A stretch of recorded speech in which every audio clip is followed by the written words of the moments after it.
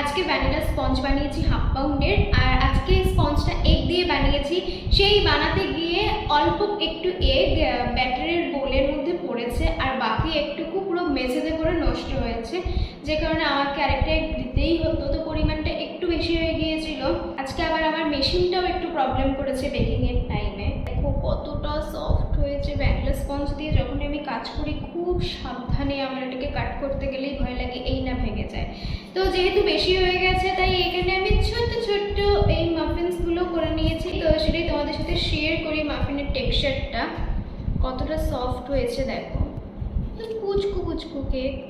আর ছোটোবেলায় এরকম বাটি কেকগুলো খুবই খেতাম। জাস্ট লাঞ্চ করে এসেছি, তবু আমি একটু রেস্ট করি।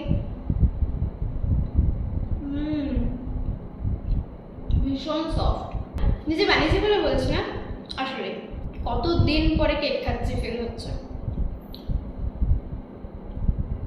একটা তো আমার পেটেই চলে গেল, বাকি রয়েছে 3টে।